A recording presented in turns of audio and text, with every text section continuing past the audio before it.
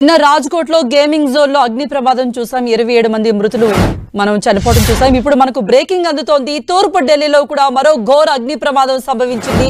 వివేక విహార్ ప్రాంతంలో పిల్లల ఆసుపత్రిలో అర్ధరాత్రి మంటలు రేగాయి. ఈ ప్రమాదంలో 6 నవజాత శిశువులు దుర్మరణం పాలయ్యారు. మరో 12 మంది శిశువులను రెస్క్యూ టీం రక్షించింది.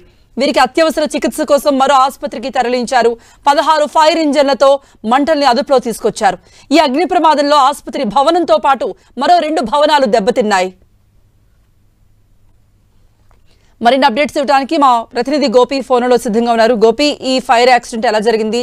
చాలా చిన్న పిల్లలు బేబీ కేర్ సెంటర్లో అగ్నికి ఆహుతయ్యారంటే నిజంగా కలిచివేస్తోంది. అసలు ఎలా జరిగింది ఈ ప్రమాదం? ఒక ఘోర ప్రమాదం వివేక్ విహార్ తూర్పు ఢిల్లీలోని new Born baby care centre లో ఈ అగ్ని ప్రమాదం చోటు చేసుకుంది. 3 అంతస్తుల భవనంలో ఈ అగ్ని ప్రమాదం నిన్న రాత్రి 11:30 గంటల సమయంలో ఢిల్లీ ఫైర్ సర్వీసెస్ కి కాల్ వెళ్లడం జరిగింది. వెంటనే ఫైర్ బ్రిగేడ్ సహాయక కార్యక్రమాలు చేపట్టినప్పటికీ కూడా ముఖ్యంగా ఆ ఆసుపత్రిలో న్యూ బేబీ కేర్ సెంటర్ లో 10 మంది వరకు కూడా చిన్నారులు ఉన్నారు. సో వారిని వెంటనే రక్షించే ప్రయత్నం చేశారు. మొత్తం 12 మందిని రక్షించారు. అయితే అందులో 6 ఇప్పటి వరకు చనిపోయినట్లుగా, నవజాత శిశువులు చనిపోయినట్లుగా తెలుస్తుంది. ఒక నవజాత శిశువు ప్రస్తుతం వెంటిలేటర్ పైన చికిత్స పొందుతున్నారు. అలాగే మరో 5గురిని సురక్షితంగా కాపాడడం జరిగింది. వీరంతా కూడా 5th ఫ్లోర్ లో, 3rd ఫ్లోర్ లో నవజాత శిశువులు చికిత్స పొందుతున్నారు. అగ్నికీలలు భారీగా ఎగిసిపడడం, అలాగే పొగ అలిమేయడం, ఆ పొగను వారు పీల్చడం, ముఖ్యంగా రక్షించినప్పుడు ముఖ్యంగా వాళ్ళు కొంత ఆరోగ్యంగానే ఉన్నట్లుగా తెలుస్తుంది. ఆ తర్వాత ఆసుపత్రికి తరలించే సమయానికి వారు చనిపోయినట్లుగా కూడా వైద్యులు నిర్ధారించడం జరిగింది. సో ప్రస్తుతం పోస్ట్ మార్టం నిమిత్తం జీబీటీ ఆసుపత్రికి నవజాత శిశువుల మృతదేహాలని తరలించడం జరిగింది.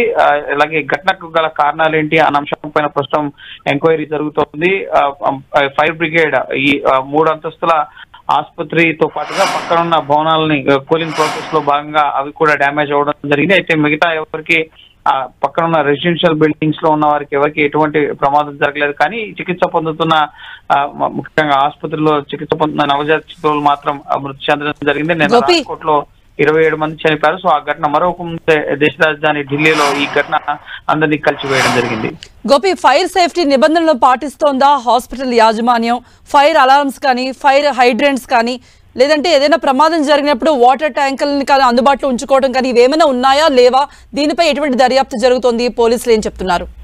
ఆసుపత్రిలో ఫైర్ సేఫ్టీకి సంబంధించిన అన్ని ఏర్పాట్లు కూడా ఉన్నట్లుగా తెలుస్తుంది. అయితే షార్ట్ సర్క్యూట్ వల్ల ప్రమాదం జరిగిందా లేక మరే ఇతర కారణాల వల్ల అయినా ప్రమాదం జరిగిందా అన్నది ఎంక్వైరీలో తెలిసే అవకాశం కనిపిస్తోంది. అయితే ఆ బిల్డింగ్స్ కి ఉన్న పర్మిషన్, రెసిడెన్షియల్ బిల్డింగ్స్ కి, ముఖ్యంగా ఆసుపత్రిలో పాటించాల్సిన ప్రతి ఆసుపత్రికి కూడా ఫైర్ సేఫ్టీకి సంబంధించిన ఎక్విప్మెంట్ మొత్తం కూడా ఆసుపత్రిలో ఉంచడం జరుగుతుంది. అయితే రెసిడెన్షియల్ బిల్డింగ్స్ మధ్య ఈ ఆసుపత్రి భవనం ఉండడం, అలాగే దానికి పర్మిషన్స్ ఉన్నాయా అన్న అంశానికి సంబంధించి పోలీసులు ప్రస్తుతం దర్యాప్తు చేస్తున్నారు.